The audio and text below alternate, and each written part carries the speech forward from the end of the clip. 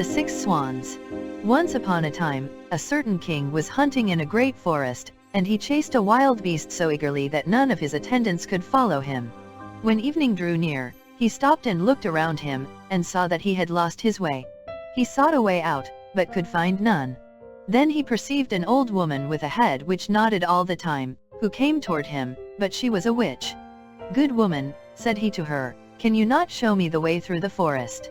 "Oh, yes, Lord King," she answered, "that I certainly can, but on one condition, and if you do not fulfill that, you will never get out of the forest, and will die of hunger in it." "What kind of a condition is it?" asked the king. "I have a daughter," said the old woman, "who is as beautiful as anyone in the world, and well deserves to be your wife. If you will make her your queen, I will show you the way out of the forest." In the anguish of his heart the king consented, and the old woman led him to her little hut, where her daughter was sitting by the fire. She received the king as if she had been expecting him. He saw that she was very beautiful, but still she did not please him, and he could not look at her without secret horror. After he had taken the maiden up on his horse, the old woman showed him the way, and the king reached his royal palace again, where the wedding was celebrated.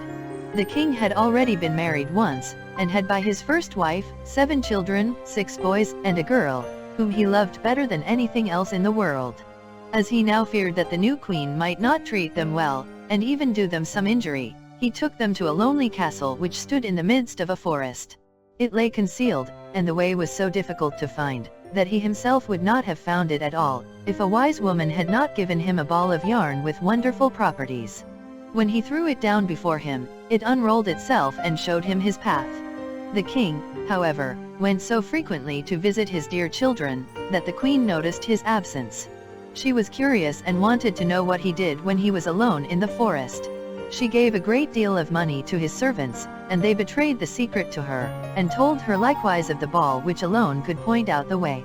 And now she knew no rest until she had learnt where the king kept the ball of yarn. Then she made little shirts of white silk, and as she had learnt the art of witchcraft from her mother, she sewed a charm inside them. And one day, when the king had ridden forth to hunt, she took the little shirts and went into the forest, and the ball showed her the way. The children, who saw from a distance that someone was approaching, thought that their dear father was coming to them, and full of joy, ran to meet him. Then she threw one of the little shirts over each of them. And no sooner had the shirts touched their bodies than they were changed into swans, and flew away over the forest. The queen went home quite delighted, and thought she had got rid of all the children, but the girl had not run out with her brothers, and the queen knew nothing about her. Next day, the king went to visit his children, but found no one but the little girl. "Where are your brothers?" asked the king. "Alas, dear father," she answered, "they have gone away and left me alone," and she told him that she had seen from her little window, how her brothers had flown away over the forest in the shape of swans. And she showed him the feathers, which they had let fall in the courtyard, and which she had picked up. The king mourned, but he did not think that the queen had done this wicked deed. And as he feared that the girl also would be stolen from him, he wanted to take her away. But she was afraid of the queen, and entreated the king to let her stay just one night more in the forest castle. The poor girl thought, "I can no longer remain here. I will go and seek my brothers." And when night came, she ran away, and went straight into the forest. She walked the whole night long, and next day also without stopping, until she could go no farther for weariness. Then she saw a forest hut, and went into it, and found a room with 6 little beds. She did not venture to get into any of them, but crept under one, and lay down on the hard ground, to pass the night there. Just before sunset she heard a rustling, and saw 6 swans come flying in at the window. They alighted on the ground and blew at each other, and blew all the feathers off, and their swan skin stripped off like a shirt. Then the maiden looked at them and recognized her brothers. She rejoiced and crept forth from beneath the bed. The brothers were not less delighted to see their little sister, but their joy was short. "Here can you not abide?" they said to her. "This is a shelter for robbers. If they come home and find you, they will kill you. But can you not protect me?" asked the little sister. "No," they replied, "only for 1/4 of an hour each evening, can we lay aside our swan skins and have our human form. After that, we are once more turned into swans." The little sister wept, and said, "Can you not be set free?" "Alas, no," they answered, "the conditions are too hard. For 6 years you may neither speak nor laugh, and in that time you must sew together 6 little shirts of starflowers for us. And if one single word falls from your lips, all your work will be lost." And when the brothers had said this, the quarter of an hour was over, and they flew out of the window again as swans. The maiden, however, resolved to deliver her brothers, even if it should cost her her life. She left the hut, went into the midst of the forest, seated herself on a tree, and there passed the night. Next morning, she went out and gathered starflowers and began to sew. She could not speak to anyone, and she had no wish to laugh. She sat there and looked at nothing but her work. When she had spent a long time there, it came to pass that the king of the country was hunting in the forest, and his huntsmen came to the tree on which the maiden was sitting. They called to her, and said, "Who are you?" But she made no answer. "Come down to us," said they. "We will not do you any harm." She only shook her head. As they pressed her further with questions, she threw her golden necklace down to them, and thought to content them with that. They, however, did not cease, and then she threw her girdle down to them, and as this also was to no use, her garters, and little by little everything which she had on that she could do without, until she had nothing left but her shift.